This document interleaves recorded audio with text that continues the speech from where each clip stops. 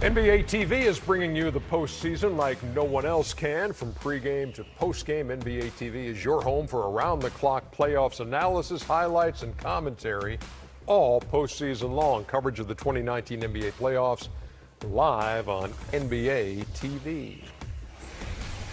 Pistons and the Bucks from the mean streets of Milwaukee. Greatest big man ever. Kareem. Yeah. Well, 1971 championship team. You can't ever say anything about Bill Russell. He's in that conversation, greatest big man ever. Try stopping that Greek freak. Yeah. I love this kid right here, man. I mean, anything in here, he's Shaq-like. We talk about Shaq-like numbers. That's him, honestly. Oh, okay. Where's the defense at? Blake Griffin didn't play tonight. Ernie, there's a story about that later, right? Yes, 38-18 after one in favor of Milwaukee. Oh, my goodness. Jump, Don Maker. No. With the what, smiling to the camera? I mean, Eric Bledsoe. I hate when they switch off the big to the little, because that's all you doing is undressing your big man. There's a story about Blake Griffin later. 70-43. We're just going to keep showing him for the hell of it? No, I'm just, At the half. Shaq-like. You saw Watch, look at cleared this for takeoff. Look at this one from the free throw line. Man. He's one step in from the free throw line. Oh, he sure is. 24 and 17. Dunk contest. And then Hey, Andre Drummond. He's a good kid. He just got frustrated. Yeah, but that's flagrant two, and he got to go. It's not a flagrant two. Yeah, it is. It is. That's No. There's nothing but injury could happen. Unnecessary and excessive. When you push a guy when he's in the air, he's in danger zone. Man, that's the best player in the league, arguably, right now. It's a hard playoff. 121-86. The Bucks winners over the Pistons, and 7 Bucks in double figures. It's the first time that's happened in a playoff game since 1987, when the Bucks beat Chuck's Sixers in decisive Game 5 of the first round. I remember that. Played at the Mecca. There you go. 121-86, the final. So what do you say after a loss like that? Here's Wayne Casey. We got another level we have to get to with our intensity, physicality, because they're coming through there with violence. So we got to make sure we get our level of competitiveness up. How were you able to guard Giannis for that stretch that you did in the first half? I've watched that kid from the moment he was drafted, so I know his game like the back of my hand. Obviously playing him as many times as I have too, so I know what he's going to do, so I'm just going to try to play him as best as I can and keep him out of the paint. What was going through your mind when that flagrant went down? Next question. Was it frustration? I mean, Next question, please. As far as the Blake Griffin situation is concerned, Rod Beard tweeting out this quote from Griffin: "I have to do what our organization, our training staff, our doctors think is best, and that's the bottom line." He's out with a sore left knee. Says the frustration level's at 10, and if it was just my decision, I would have played. Thoughts? He kind of contradicts what he says. But anyway.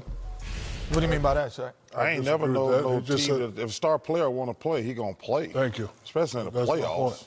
That's my point. If I had, I've been a star, and I'm not going to miss. If it's my decision, I'm playing. He said if it was my decision, you're the player. You're the player. I mean, if you can't. But these days, is it ever the player's decision? No, listen, is it? You hear training staffs all the time, and a coach says, look, I'm at the mercy of the training staff. The training staff says, no, he can't go. He shouldn't have said, if it was up to me, I would have played. Ernie. If it was up to him, he said he would. Yeah, I think a better. But it's not up to him. I think a better way, Ernie. Up to him. Yeah, but I think a better way, Ernie, would have been to say. It's up to the training staff. It's not up to the training staff. You're the player. Well, let me just say this. All players would always like to play, but if a staff says, no, the knee's not sound or whatever, he can't play, then. Well, we always say this about injury. Can it get any worse? Yes. Because we've all had tendinitis. And they say that's what he's got. You can't hurt yourself anymore with tendinitis. That's just a pain tolerance thing. And the more you go, Ernie, it gets warm and it loosens up. It's a fact. I would say a better reaction though, to this loss, especially the way they lost and how they lost. A better reaction for Blake would have been, when are you going to play? Not, I could have played and I wanted to play, they didn't let me. I will be back in game 2, game 3, just so everyone knows. I think that's really the question everyone wants to know is when you're going to play, not that someone held you back. I understand. That's the only thing I would say. Ernie, I understand what you're saying, but, to go off of what Chuck is saying, it's the player's decision. Doctors could recommend that you not play, but if you want to play as a player, you're going to play. And let me say this in fairness to Blake. He'll be able to rest up after next week. They got 3 more games. Then he can watch the show when LeBron is on. Icy hot. He gonna get icy. Hey, he gonna be able to rest at about the end of the week. He'll be doing it 1, 2, 3. You were right about LeBron, so you're right, baby, right about this. Yeah. Pacers and Celtics. Game 1, TD Garden.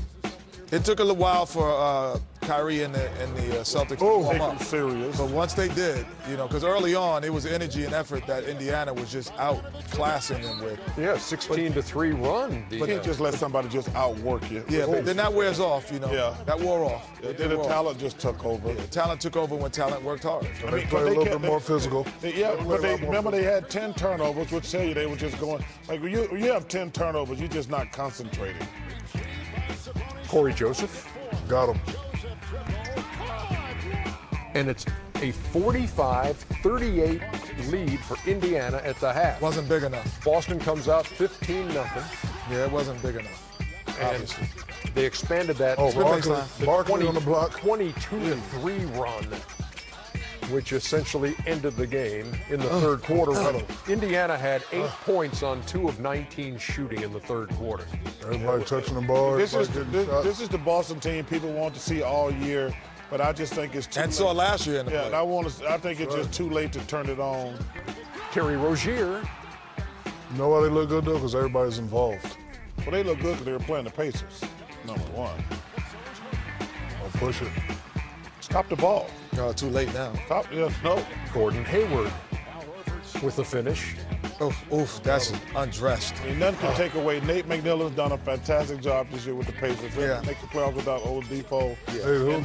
He and Doc Rivers Nate are probably the McMillan. two coaches.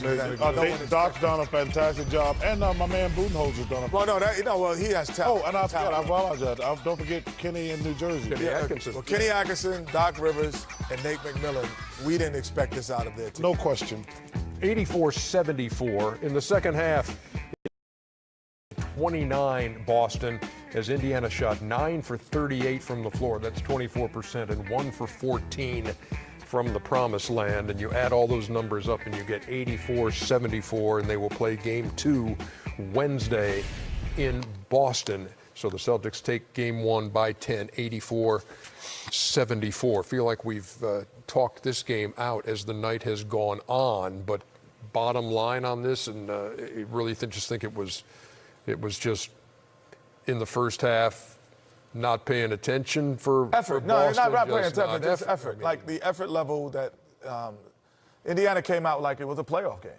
And so in the regular season, you don't pick your man up full court all the time. 82 games. You don't deny the wings all the time. But in the playoffs, you're like, we don't play for 2-3 days. Everything steps up. You deny your entry passes. You pick up full court. You deny posts. You front. You fight harder in the post because you know you have days of rest. You're not playing tomorrow. So now, once Boston said, "Oh, first half wake-up call. We're in the playoffs," second and half then they played with that also, same energy. Their talent level, Kyrie Irving and the rest, took over. And also, I think it took them a little time to adjust, not having Marcus Smart.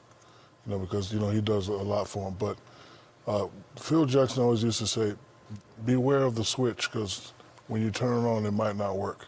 And, they, first half, I remember that.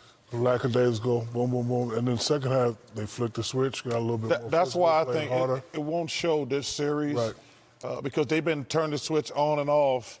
I mean, Ernie's asked us probably 4 times this year, is Boston got it together when they go on these little minute winning streaks. But when you play against the better teams, like today, Indiana came out with great energy and emotion, and then the better team won. Now, when they play Milwaukee in the second round, they won't be able to turn it on and off because Milwaukee plays hard all the time.